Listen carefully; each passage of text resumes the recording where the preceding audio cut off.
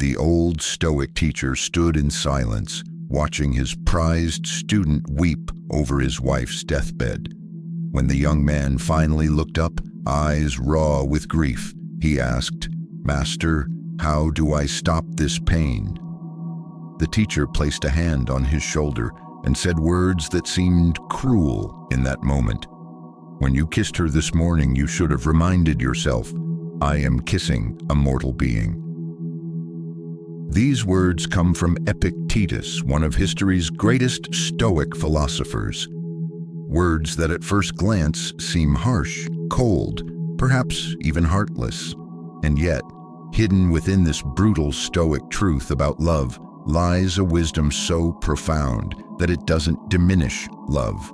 It transforms it into something deeper and more authentic than most will ever experience. Most relationship advice today focuses on finding love, keeping passion alive, or recovering from heartbreak. But the Stoics cut through all of this to address a fundamental truth about love that most of us spend our lives avoiding. I'm your name from Strong Male Figure, and today I'm going to share the most difficult Stoic wisdom about love and relationships. A truth that may initially disturb you, but ultimately has the power to transform how you love others and experience being loved. By the end of this video, you'll understand why avoiding this brutal truth actually weakens your relationships, and how embracing it, however difficult, leads to a love that is both stronger and more meaningful than what most people ever experience. The brutal truth. Let's begin with the Stoic truth about love that most of us don't want to hear. Everything you love, you will lose. Your partner, your children, your friends, your parents, either through death, change, or separation. Everything and everyone you love will one day be gone from your life. I can almost feel your resistance to these words. We're taught to push such thoughts away, to label them as morbid or pessimistic.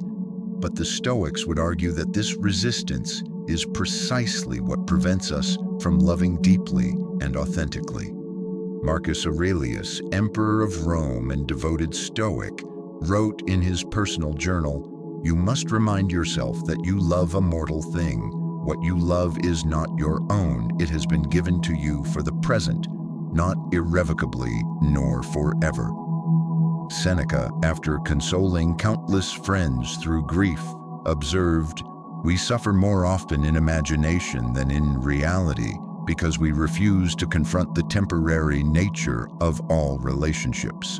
Consider Michael, a client I worked with after he lost his wife of 40 years to cancer. Between sobs, he confessed something unexpected. "I spent so many of our years together taking for granted that there would always be more time. Now I would give anything for just one day where I loved her with full awareness that our time was limited." This is precisely the awareness the Stoics urged us to cultivate, not to diminish love, but to strip away its complacency and reveal its true depth. As Epictetus advised, in the case of everything attractive or useful or that you are fond of, remember to say just what sort of thing it is, beginning with the least little things. If you are fond of a jug, say, "I am fond of a jug," for then when it breaks, you will not be disturbed. This isn't about emotional detachment. It's about something far more profound, loving with clear eyes about the true nature of existence. Why this truth transforms love. Now let's explore why acknowledging the temporary nature of love doesn't diminish it, but rather transforms it into something extraordinary. The Stoics understood a paradox that modern psychology has only recently confirmed.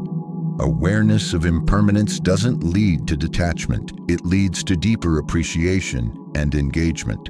Seneca wrote, "Let us greedily enjoy our friends, because we do not know how long this privilege will be ours." Think about how you experience something beautiful that you know won't last.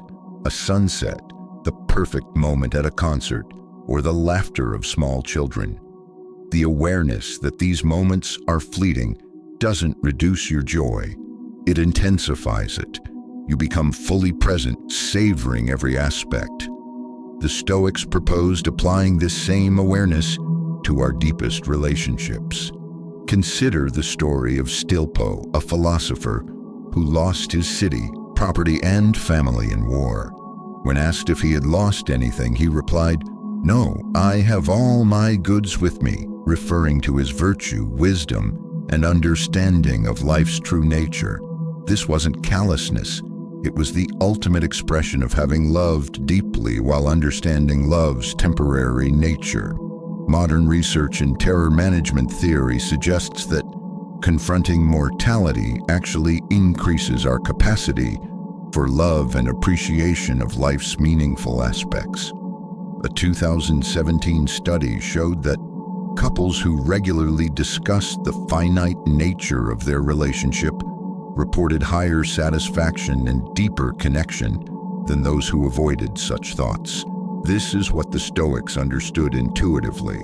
Loving with awareness of impermanence creates a love free from the toxins that typically destroy relationships. 1. It eliminates entitlement, the belief that someone will always be there no matter how we treat them to. It dissolves complacency, the tendency to postpone showing love until some future time. 3.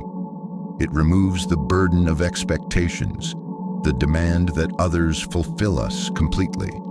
As Marcus Aurelius noted, the art of living is more like wrestling than dancing, insofar as it stands ready against the accidental and the unforeseen and is not thrown by it. Practicing Stoic love in daily life. So how do we apply this brutal Stoic truth about love to our relationships? Let me share 3 practical exercises the ancient Stoics used that you can begin implementing today, considering following step. First, morning contemplation. The Stoics began each day by contemplating both the value and the impermanence of their relationships. Marcus Aurelius wrote, "When you wake up in the morning, tell yourself, the people I deal with today will be meddling, ungrateful, arrogant, dishonest, jealous, and surly. They are like this because they can't tell good from evil." This wasn't pessimism.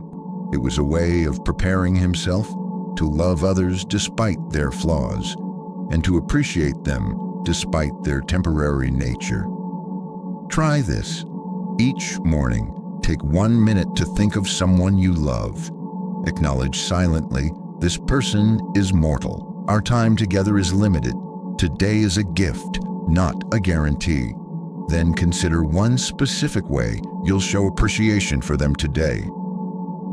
Second, negative visualization.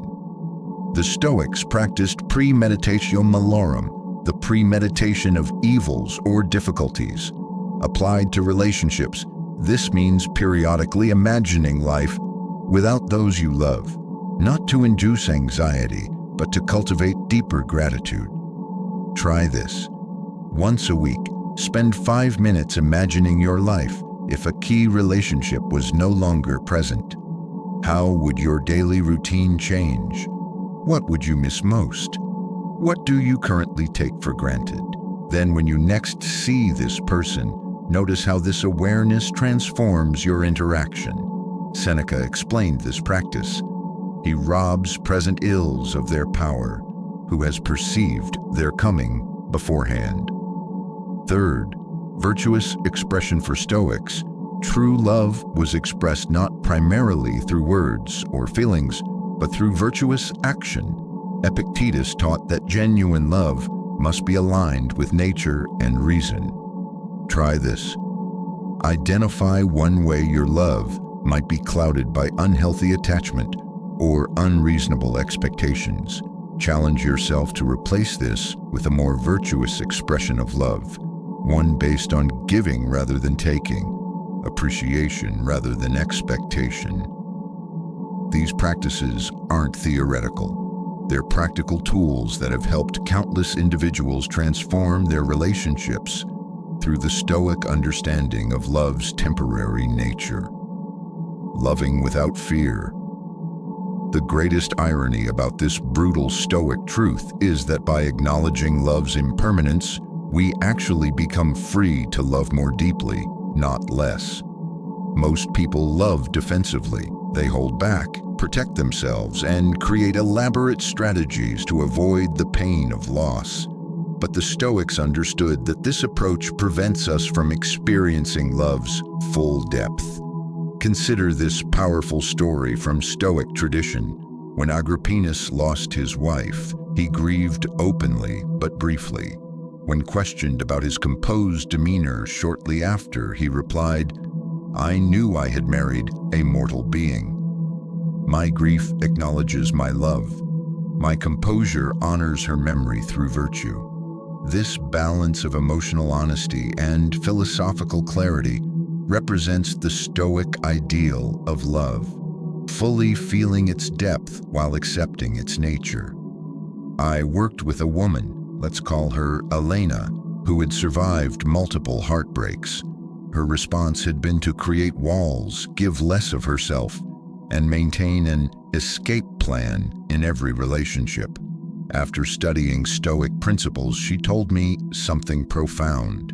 I realized I wasn't protecting myself from pain. I was preventing myself from truly loving. Now I choose to love completely, knowing it may end, rather than love partially in a futile attempt to avoid suffering.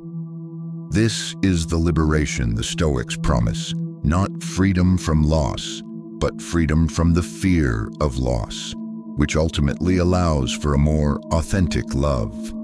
As Seneca advised, "He who fears death will never do anything worthy of a living man, but he who knows that this was the condition laid down for him at the moment of his conception will live according to nature." The same applies to love. Those who fear its loss will never love worthy of their full capacity. Those who accept its nature can love without restraint. As we conclude our journey, let's return to that Stoic teacher and his grieving student, the wisdom he shared. Remember that you kiss a mortal being wasn't meant to diminish love, but to elevate it beyond the common, complacent affection most people experience. The most brutal truth about love is also its most liberating. Everything we love, we will lose. And it is precisely this awareness that gives us the opportunity to love with a presence, appreciation, and depth that few ever achieve. This Stoic approach doesn't promise a life without pain. In fact, it guarantees that loss will come. What it offers instead is something far more valuable: the capacity to love completely without being destroyed by love's inevitable end. So I challenge you today. 1. Identify one relationship you may be taking for granted. How would you behave differently if you truly embraced its temporary nature? 2. Practice expressing appreciation directly, using the awareness of impermanence as your motivation rather than your fear. 3. In the comments below, share one insight about how the Stoic view of love might transform your approach to an important relationship in your life. If building deeper, more authentic relationships resonates with you, subscribe to Strong Male Figure for weekly Stoic wisdom on developing not just mental strength, but the philosophical clarity that transforms every aspect of life. Remember what Epictetus taught: everything has two handles, one by which it may be borne, another by which it cannot. The brutal truth about love can either break you or transform you. The choice of how to carry this truth is yours alone.